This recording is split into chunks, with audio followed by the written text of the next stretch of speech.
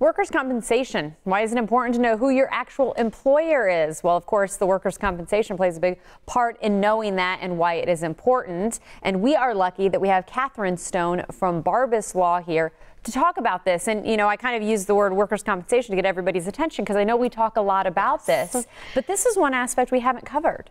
Well, and it came up in my practice recently. An individual that has come to me and now I represent, he was paid, but he was paid cash.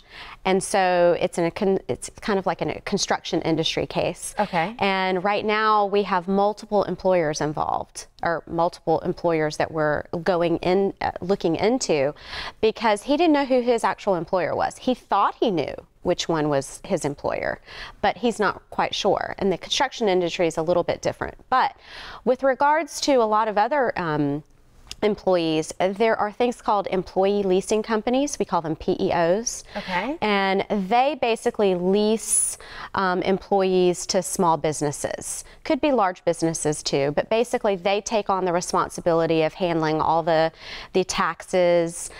They take care of insurance as far as workers' compensation goes. They take care of benefits packages basically.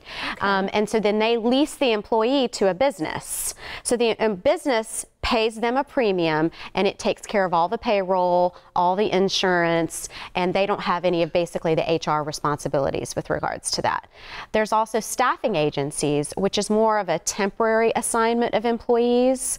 Let's say you have a temporary job, you only need somebody for a couple of months, maybe you only need them for a couple of weeks, maybe you only need them for a day. Those staffing agencies are the true employer. They're the ones that your checks would be from. I can't tell you how many times clients will come in and say, well, my employer is X, only for me to come and find out, no, your paycheck actually said this employee leasing company, or your paycheck actually had a staffing agency on there. And, you know, I'm always a little surprised. How do you not look at your check to see who your employer is? You should have probably had to have filled out an employment application for that leasing company and for that staffing agency, not probably for what we call the on-site employer. And so the on-site employer are the ones that, and correct me if I'm wrong, are the ones that you think you're working for. Correct. They're kind of the front of the business, the sign that you drive with, but that might not necessarily be. And that's why it's important when clients call in, or potential clients call in, and they say, I have a workers' compensation case. One of our first questions is who's your employer? And I always tell them, even if they're 100% dead set on who their employer is, I always ask them to bring their last pay stub, because that verifies for me so that we're not wasting our time, we're not wasting some employer who's really not the employer's time and resources on going after the wrong employer. So it's always important, keep your records, but it's also important, know who you're working for.